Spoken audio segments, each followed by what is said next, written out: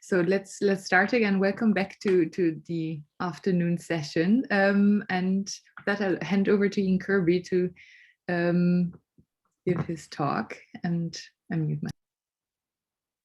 Okay, cool. So today I'm going to talk about two particles in the Sakha language. So Sakha it's a Turkic language from spoken in Russia by about 500,000 native speakers.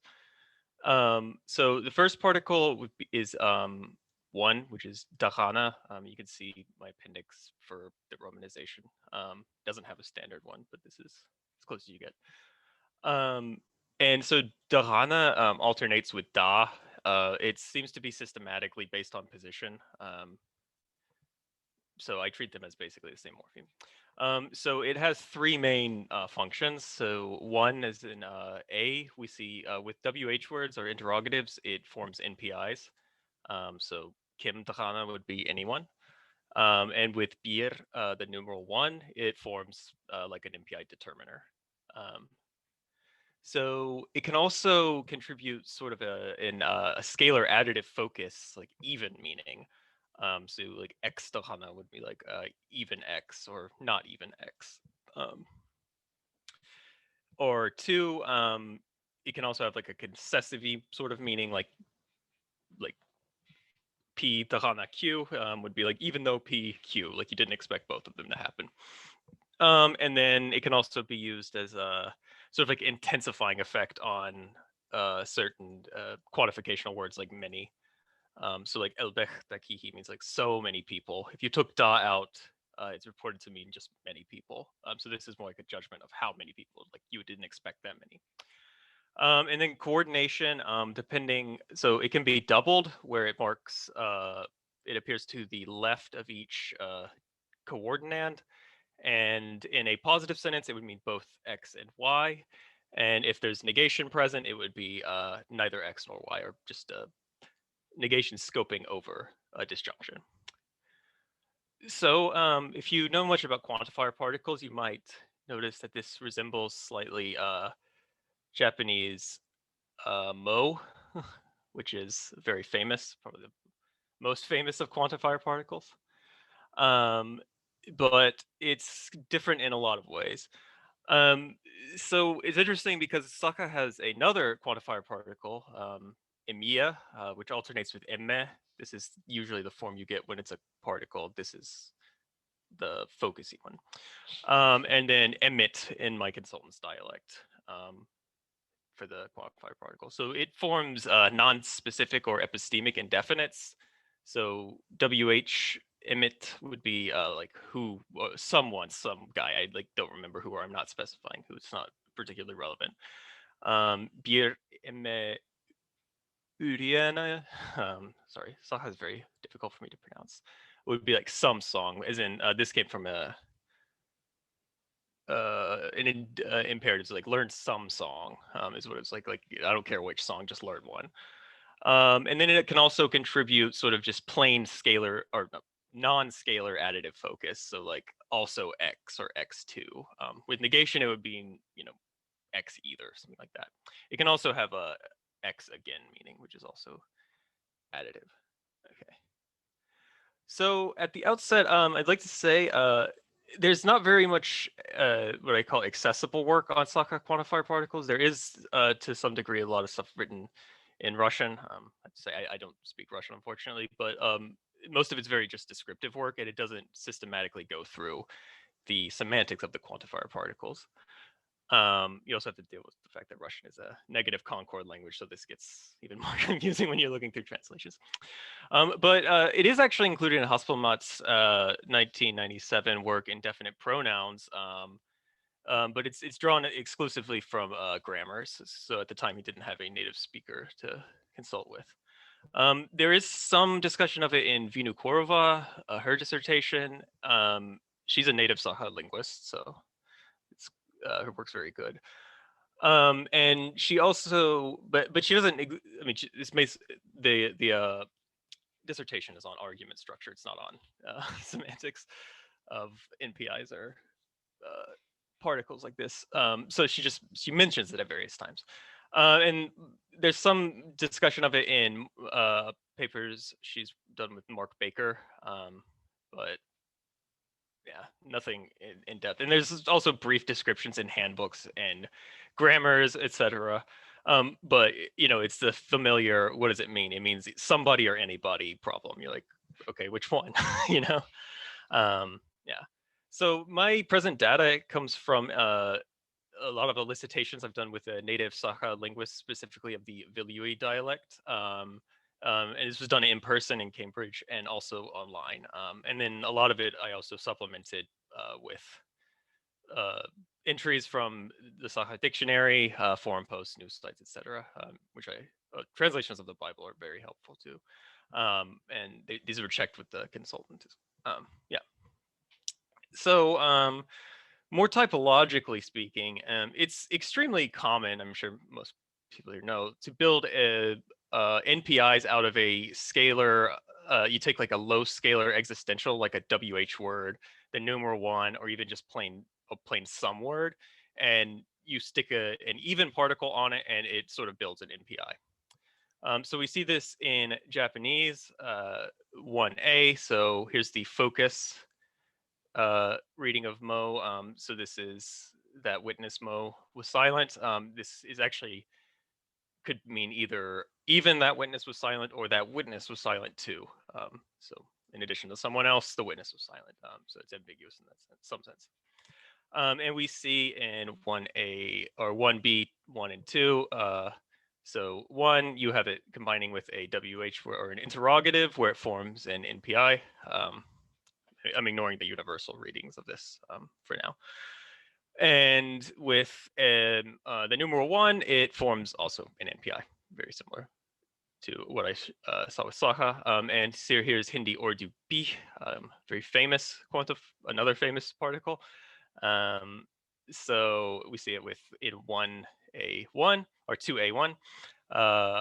So this could mean either I even read the book or I also read the book. So either, I read the book, like of all things, the thing I was least likely to read, I read it. Or in addition to reading something else, I read the book. And it also means this under negation. So I mean, I didn't even read the book. I didn't do this, this, and this, and the least likely thing that I wouldn't do, I didn't even do that one. Or it can mean I didn't read the book either. So we see in I here with a some word like koi, meaning something like somebody. It B forms MPIs again, and with 1, same thing, MPIs. Cool.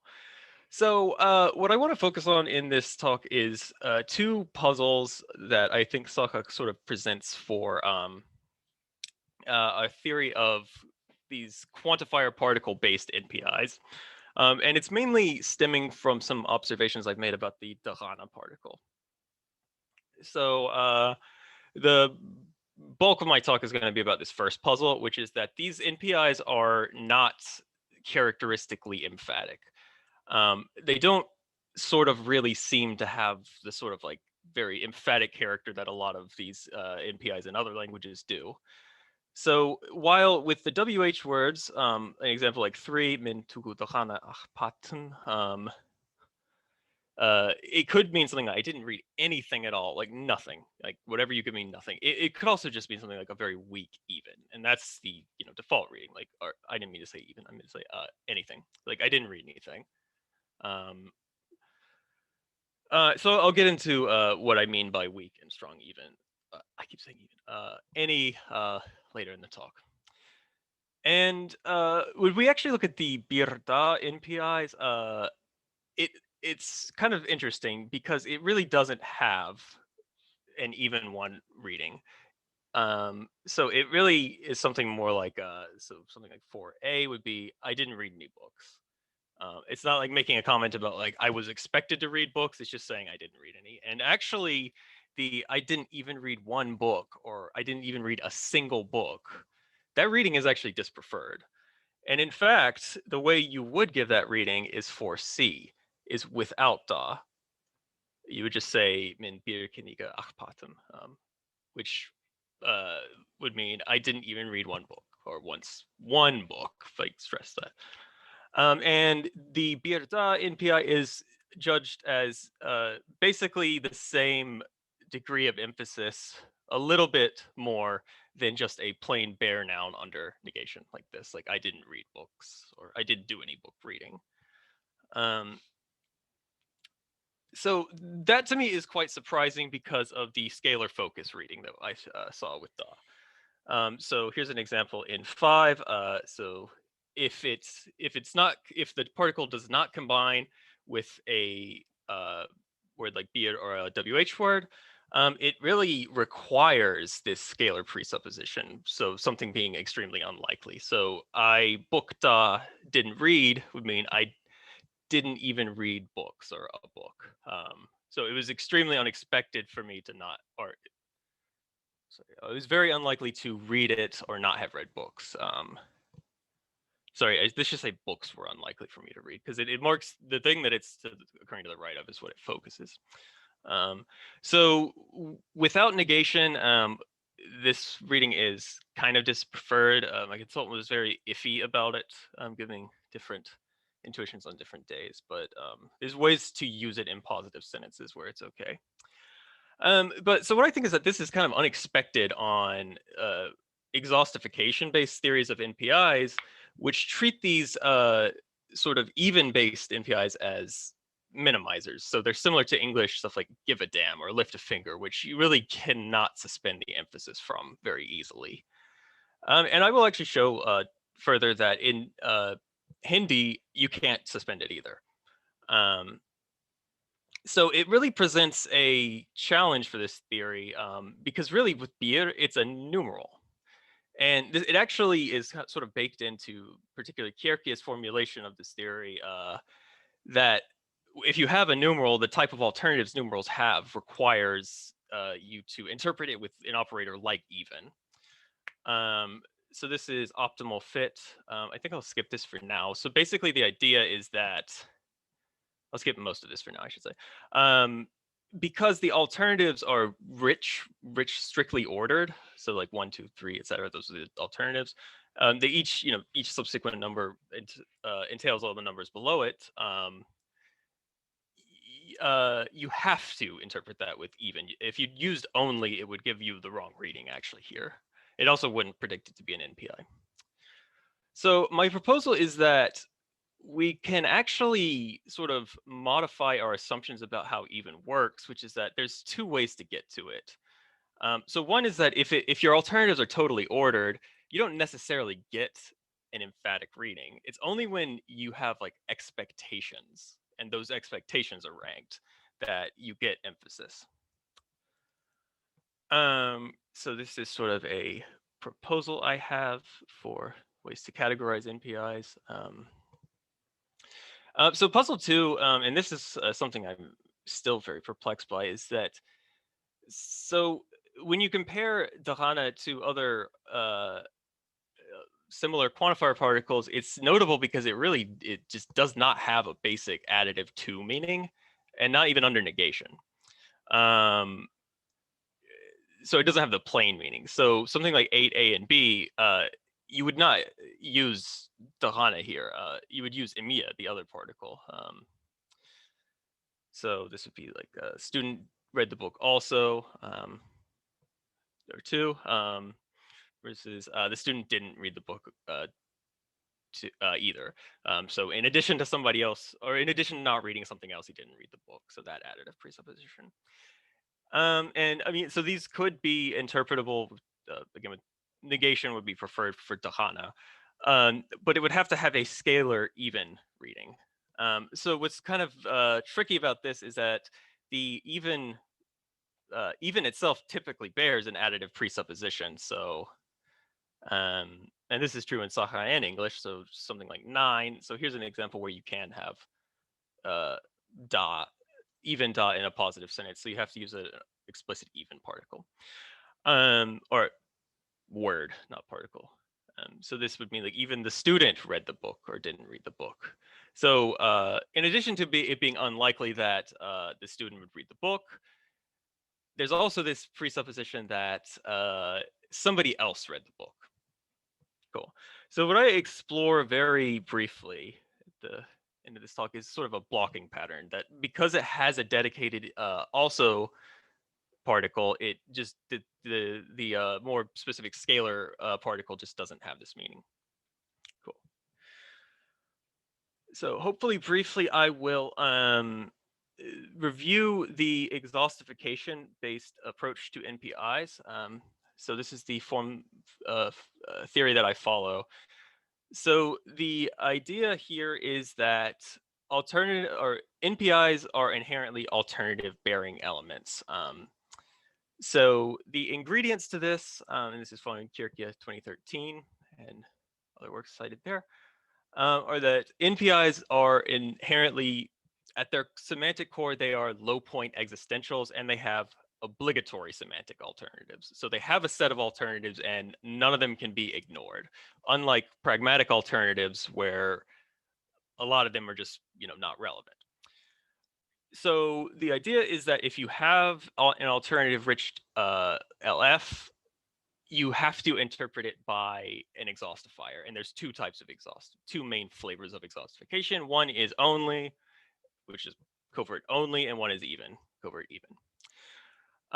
Since you cannot prune these, any of the alternatives, if only or even, if reckoning with the alternatives with only or even produces some sort of contradiction or something that's just not interpretable or not useful, you get an ungrammatical sentence.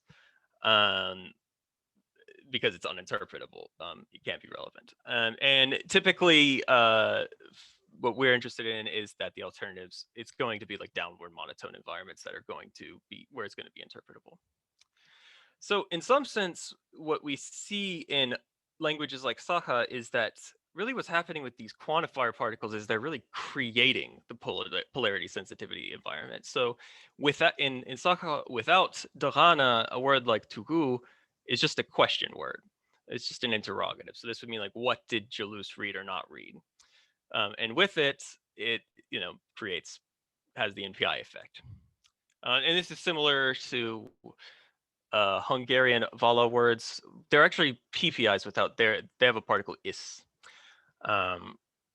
So without it, this would be ungrammatical with negation, and with it, it's ungrammatical without negation. There we go. So what I hold, and this is following a proposal from Shabolshi 2017, is that one of the main functions of these particles is that they themselves are activating the alternatives. So they're actually doing the work of seeing that their host has alternatives, and it's like, okay, those are required. We've got to deal with those guys. So really what this ends up meaning is that when you put dharana with a low point of scale existential, you get an NPI. So here's the definition, the formal definition of only. So what only does is sort of what we know only to do as a English word. It takes a proposition with alternatives and it asserts that among all those alternatives, only that original proposition is the true member of the alternatives. So it's going to negate all the alternatives which that alternative doesn't entail. And here's how this works in a positive sentence.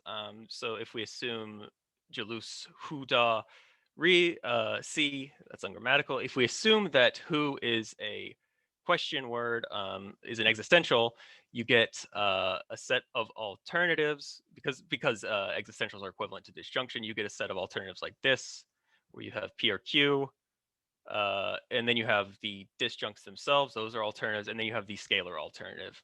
So the only alternative in this member that's really relevant, that's entailed, is P or Q, the original proposition. So with only exhaustification, you assert only, so that's going to be in the set, and then you negate all the ones that are not entailed. So that's this. And as we see in B here, this is a textbook contradiction. P or Q and not P or Q. So it's contradicted the original utterance. So this is, on this theory, is why you cannot have a NPI in a positive sentence. Briefly, under negation, though, what you see is sort of uninterestingly, well, I shouldn't say uninterestingly, all the alternatives become entailed because negation scopes over all the alternatives as well. And what only exhaustification does is it returns the original thing and it negates all the alternatives, or it says, okay, and none of the alternatives are true either. So Jalous didn't see anybody is like Jalous didn't see X or Y or Z, and he didn't see X, and he didn't see Y, and he didn't see Z. So that is sort of partially responsible for the emphasis that we see in these, are like the strength of NPIs is that you have to negate those alternatives. Okay, so one problem here is the numeral-based NPIs, which I'll show briefly. So Kierkegaard's theory relies on this notion of optimal fit to mitigate between choosing the O exhaustifier and the E exhaustifier, so even. So basically, the idea is you start with O. If you have active alternatives, you start with O, and if O produces a contradiction or a vacuous sentence where the value you get at the end is the same as what you started with, and further you have a salient probability metric mu, you can proceed to even. So a probability metric can be salient in two reasons. So either the ranking of the alternatives is salient from pragmatically, or it basically you've got numbers or numerals, like a rich scale. So you have a totally ordered set of alternatives. So this is satisfied by context. This is satisfied by being on a scale. So even is basically very similar to only in operation, but a little bit more straightforward in how it is denotated. Basically, it returns something that's interpretable only if the original proposition, let's just say phi, is the least likely of the alternatives. Okay. So considering these beer dot NPIs, because beer is a numeral, we need to use this exhaustifier. So you can see this in 24a in B, and so it really means I read one dog, or sorry, he had one dog, and B means I read one book. It has the same sort of infelice effect as in English, saying like I read one book. In fact, I read two. If you would say that, it's equally infelicitous in Sakha. At the same time, Sakha is a general number language. It does not have an indefinite article. So bare nouns are ambiguous between something like cow and some cows, like here. And you actually can't use plural with numerals greater than one. It's a characteristic Turkic thing. Cool. So I define beer as one as a cardinality predicate, which is just an existential with a cardinality restricted domain. Okay, so here's what happens when you exhaustify beer da with only first. So here's your set of alternatives. You have 1, 2, 3, etc. And the only one that the original one entails is 1. Cool. So what do you get when you use O exhaustification? You get 1 and not 2 and not 3 and not 4. So exactly 1. So that's not a contradiction. In fact, it's a very regular reading, like I read only one book. But it doesn't, that's not what Pierre dot means in Sakha. So this does not predict the NPI effect.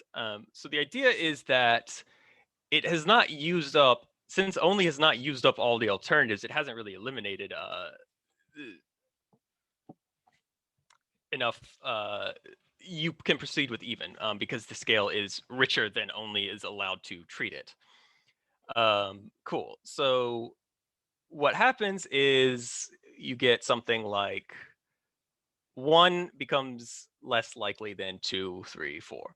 So I read one book is less likely than I read 2 books. That cannot be true because if you read 2 books, you read 1 book. So something can't be less likely than something that entails it. Only is, or even is a, I don't know. Sometimes I find it hard to wrap my head around it. Yeah. Okay. So under negation, similarly, you do not get a contradiction with only, but when you use even, you get something that's all good and well, because not one, because negation reverses the entailment relationship. So not one can be less likely than not two. So this is why even allows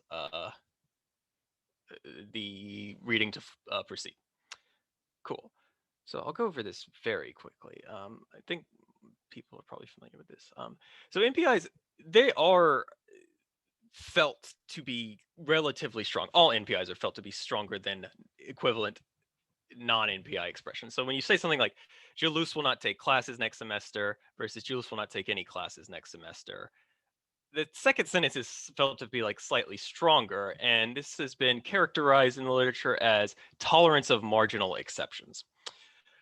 So the idea is that if you said Julius will not take classes next semester, well, other than the required seminar, that's fine. But Julius will not take any classes next semester other than the required seminar. Sorry, I have to put the right intonation. Well, other than the required seminar, it's a little bit less good. So Kierkegaard characterized this as not having to do with the probability of taking classes of like the alternatives being ranked themselves, but more about having active alternatives. So there has this domain widening effect where you have to exclude more marginal counter exceptions. But any is pretty complex because there are even stronger NPIs. So you can say something like, Julius will not take an iota of a class, or Julius will not take any class next semester, etc. Like those are, they feel much stronger. And they clearly tolerate fewer exceptions. Cool. So here's how I sort of think about this is like, in English, your tolerance of marginal exceptions would be like classes, any classes, and then somewhere in this category you have any class or any classes, even one, an iota of a class. I think this is probably even more, should be somewhere over here, but that's fine. And you can find, I'm gonna skip the question and answer period. No, I'm not. I'm gonna skip the question and answer bit. So on question and answer though, certain NPIs in questions are like, is Julius taking an iota of a class next semester? Has a very negative bias, right? But unfortunately, that test is not going to help us in Sakha because you can't use these NPIs in questions. So 43A, does Julius drink coffee? Is just very bad with Dahana.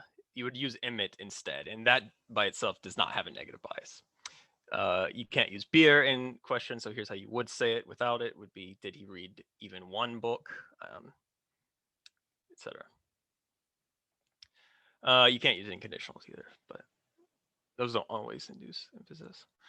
So it's a little tricky to account for what it means for something to be weak in a language if you don't have those two tests, handy tests. So you kind of have to rely on intuitions.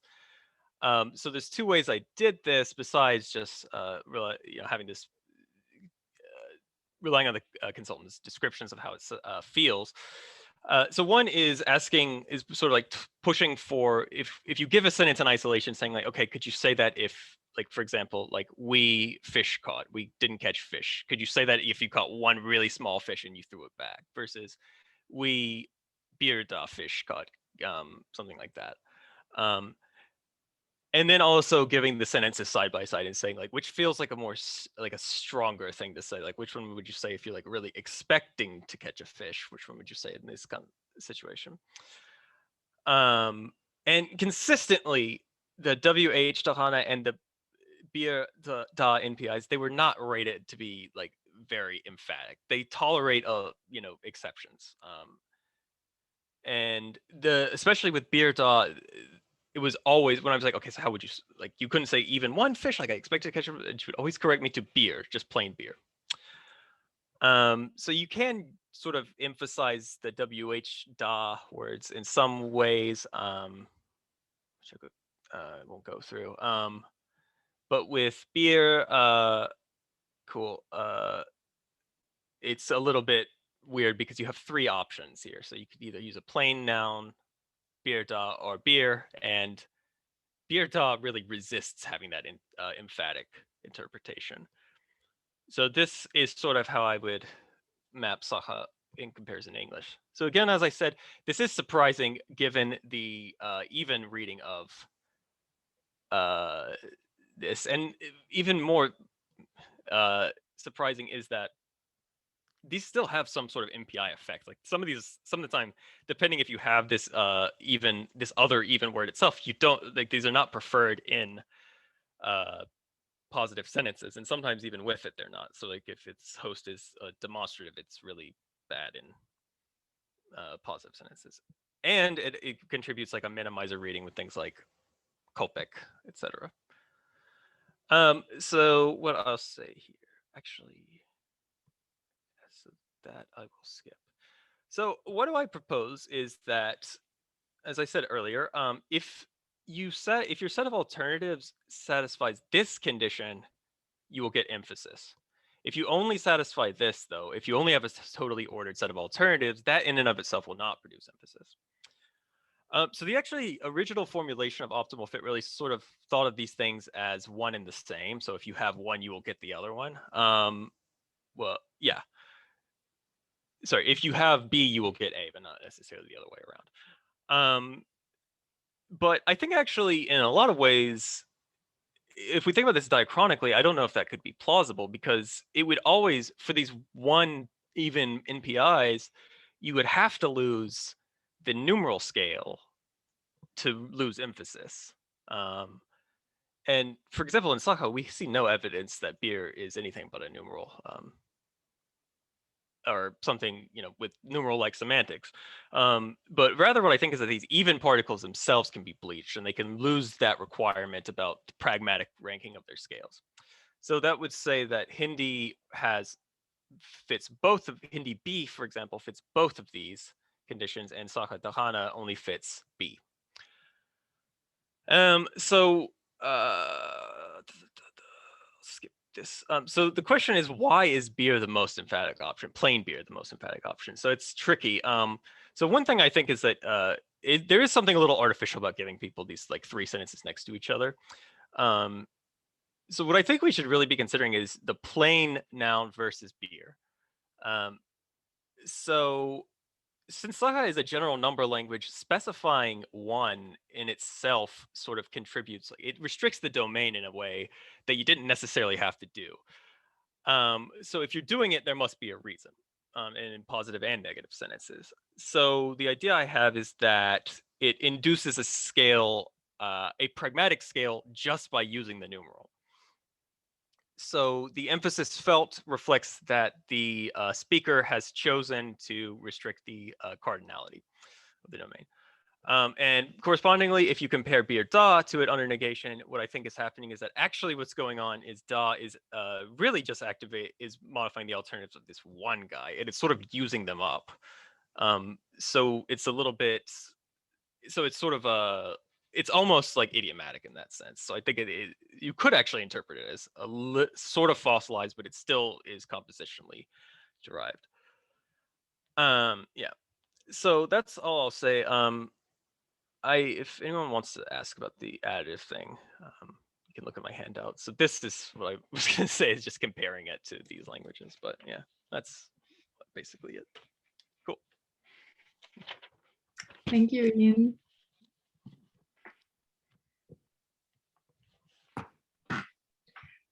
We have a couple of minutes for questions, so please raise your hand if you have a question for Ian.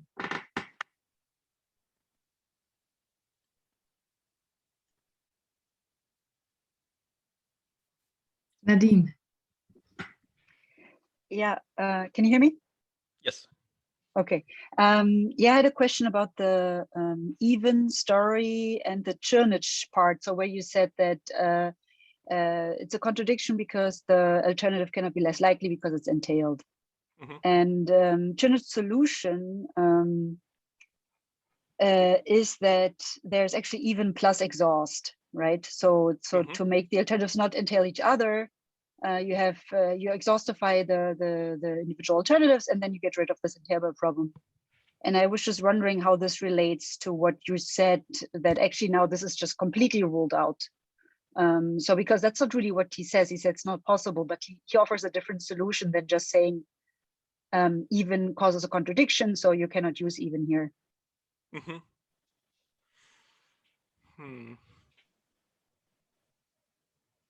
That's a good point. I should have considered that more. Yeah, it's a good question because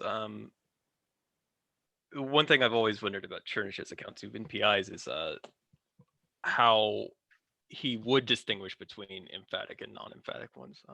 Yeah, I'll think about that more. Cool, thank you. Okay, yeah.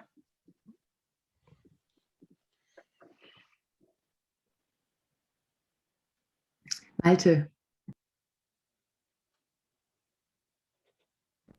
Yeah, sorry, I don't seem to have the latest Zoom version, so I can't raise my hand here on this thing, so I have to frantically wave as you put it. So I have it's sort of like a superficial data-oriented question about like your 4 and 5.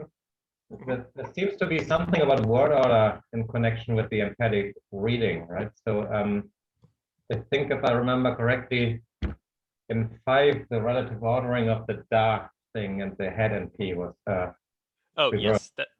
yes, that is true. I have it's sort of in my party. Is that of any relevance to the story of emphasis? That's sort of like, is there like say a focal position inside the MP or so? I mean, these are all SOV languages, the perfect languages, right? So you expect somehow the emphatic material perhaps to be drawn to some particular position. Anything known about this?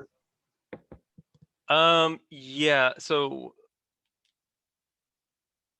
as far as the NP syntax goes, it depends with where da goes with all these particles actually. Where they go, it depends if you have like a determiner like thing. So I show this as the appendix here. So like if you say like this, so my grandfather, for example, so it's a possessor agreement language. You can drop that. So with the overt genitive, it would be the particle has to go immediately in the second position, like there. And without, if it's absent, it can't go there. Well, it can't go before it, obviously, but it would go there final after the NP. And this is the case even if you have like, like my old grandfather. So what's interesting is that even if you have the like if it were like my old grandfather, okay, this is a weird context, but it could actually be like saying like even my old grandfather, even my grandfather, or even my grandfather. You could focus any of them. It could contribute that. So I haven't been able to detect any relevance of that. As far as like gross word order of constituents goes, yes, there is a effect that I have not been able to ascertain very well, which is that it is true that the da marked thing is preferred to be in the preverbal focus position. That's true. So if you focus the subject, it is preferred if it's immediately before the verb. So yeah, I'll think about that a bit more. Thank you. Okay, cool. Thanks. Ian, you had this nice bold printed sentence on page 7, right? We need to use even if beer is truly a numeral. Mm-hmm. So what is the evidence for this? Just coming from Turkish itself, this is quite controversial, right? Whether beer might actually in Turkish be ambiguous between an indefinite and a numeral use, or if it's something altogether different. So just the modifier actually. So I think in a way you're going to so much trouble here to explain the data, but it might be worth kind of checking if there's an alternative account that is actually tied to the syntax and semantics of beer there in this particular language. That's a good point. So there's I've thought about that a lot. I could say there is no distinctions like phonetically between the way it sounds with da and in plain when it's used as like I read exactly one. It has a long vowel, which is pretty helpful, whereas in most Turkic languages, it's a short vowel. And yeah, it's a good question though. How would I rule it out? Yeah, unfortunately, I have no good suggestions because just looking at the Turkish literature, I find it is very inconclusive. And that's right. Yeah, and one argument is, of course, that people have argued that it can be focused in Turkish and as an unfocused reading. And then, yeah, but again, these are different languages, so Right. something to consider. Yeah, because it has, I mean, for example, in Tuvan, there are 2 readings of beer, the equivalent. And one, you can tell because one is bir and the other one's beer. And one, it's indefinite, like, you know, a guy versus one guy, for example. Yeah. But yeah, I will consider that a little bit more. Because that would actually make the whole story even easier. I mean, because like any, for example, in English comes from n or one. So it's not implausible that you can lose the numeral scale in some sense, but yeah, thank you. Yeah. All right, Malta has put a comment for you in the chat, but I'm afraid we'll have to stop here and move on to our next talk.